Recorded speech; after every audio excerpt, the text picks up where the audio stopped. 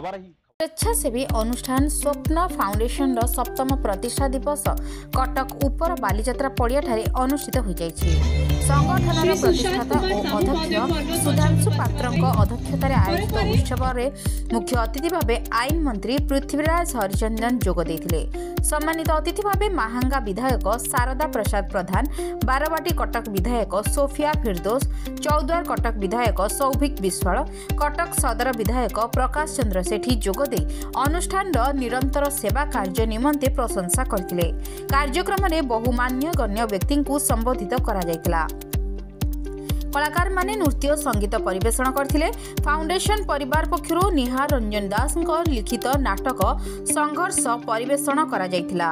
अनुष्ठान 600 रु अधिक कर्मकर्ता कार्यक्रम परिचालना करथिले। कटकरू महेश पात्रଙ୍କ रिपोर्ट, ओडिशा प्लस।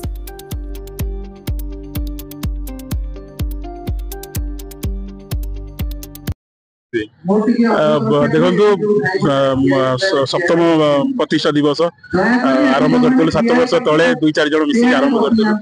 लक्ष्य थिला सेवा सारा राज्य बर्तमान गोटे गोटे जमती सैनिक मिसिकी बर्तमान गोटे विशाल वृक्ष पहुंची। विशाल कहले सेटा गर्व किंतु समस्त सहयोग समस्त आशीर्वाद लगी आज आम ये जगह पहुंची पारिचु। बहुत घात प्रतिघात आसी 7 वर्ष भितर किंतु केबे भूकेब कर निरंतर सेवा जारी रखीचु। अभाव अनटन आसी बाधा विघ्न आसी सब भूकेब करके स्वप्न फाउंडेशन आगे चलती। खुशी खबर वृद्धाश्रम निर्माण चली कौन कहे देखु आमर इंजीनियर अभिषेक पाल स्मृति आश्रम टी या छात पर्यटन कम सरी जाइए। बर्तमान जहाँ छात पड़िया अपेक्षा अच्छी बर्तमान आज आमर आईन मंत्री एवं आमर विधायक मैंने आसते से प्रतिश्रुति दे जाइए आश्रम सहयोग करेंगे। आम बहुत बड़ शेष युवपीढ़ी आगे आसे कौन कहे देखु बर्तमान युवपीढ़ी जिते कु मार्ग में जाऊँगी किंतु किसी युवक अच्छा बर्तमान से आगे आसन समाजसेवा क्षेत्र में अधिक युवक मान केमती समाजसेवा क्षेत्र में सामिल हे। कर्मर फल जी अच्छी तेज कर्मर फल बहुत मीठा और ये आशीर्वाद सब आप सेवार जोड़ी हूँ। आगू आसतु निजे खुशी रुहतु और अन्य खुशी बांटू। Thank you.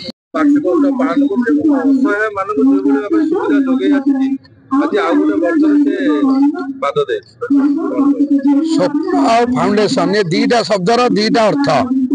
स्वप्न अलग और फाउंडेशन अलग किंतु ए जगार ये अनुष्ठान जहाँ स्वप्न देखी तार फाउंडेशन पकई सारी आज तार शैशव अवस्था पार किशोर अवस्था आड़ को गति करुच्ची।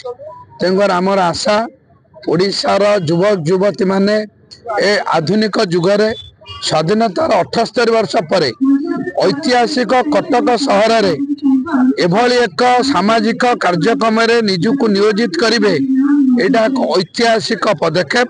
तेणु आशा करुचु ये जो अनुष्ठान आज 7 वर्ष पहुंची 700 वर्ष पर्यंत चालू।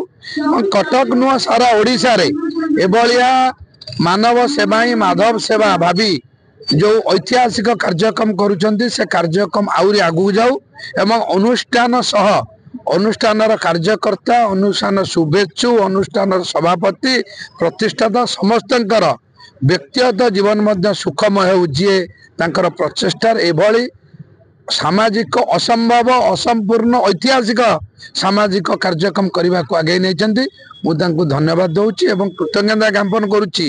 आम तो से भली कार्यक्रम करूँ केमिति भी केते सुजोग आसिले आम निश्चिंत तांकर अनुष्ठान सह सामिल हो।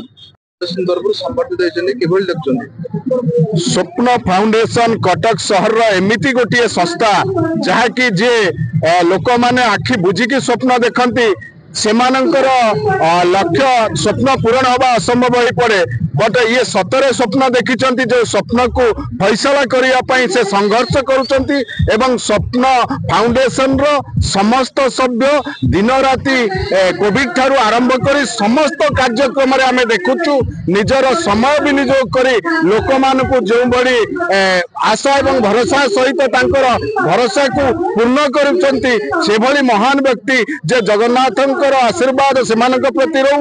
ए स्वप्न फाउंडेशन परिवार सबुबेले एइभଳି तांकर स्वप्न को सफल करंतु एवं तांकर विशेष आकर्षण जो रही जे कि सेमाने गोटे वृद्धाश्रम करिसंती चौदार ठारे से वृद्धाश्रम को मो आपण मानक माध्यम रे समस्त को अनुरोध करी सेमाने ए वृद्धाश्रम पूर्णांग रे तांक सहित हाथ मिलंतु एतिकी मोर जगन्नाथ पाखरे कामना एवं स्वप्न फाउंडेशन रो समस्त सभ्य मानकु जगन्नाथ सद्बुद्धि दियंतु सेमाने कर उत्तरोत्तर उन्नति होगा सहित यही कार्य सब नियोजित रहतु। जय जगन्नाथ।